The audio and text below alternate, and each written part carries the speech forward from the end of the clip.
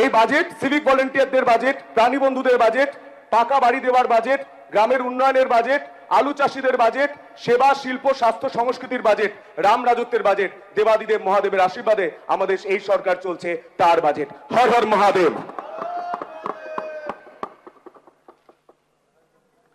এবার মাননীয় সদস্য শ্রী অনুপ কুমার সাহা, আপনার সময় 5 মিনিট। মাননীয় সদস্য অনুপ কুমার সাহা, 5 মিনিট আপনার সময়। ধন্যবাদ অধ্যক্ষ মহোদয়,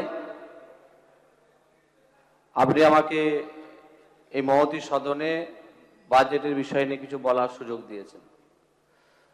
আমরা বিগত যে সরকার, সেই সরকারের বাজেট দেখতাম, সেই বাজেট শুধু কাগজে কলমে থাকতো, যা কখনো বাস্তবে মাটিতে কিন্তু আমরা সেটা কোনো প্রতিফলন দেখতে পাইনি।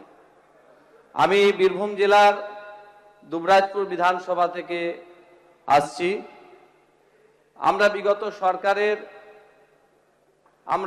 বিভিন্ন সময়ে যখন আমরা নিজের এলাকার কথা বলতাম, সেই কথাগুলো শুধু কাগজে কলমে নথিভুক্ত থাকতো।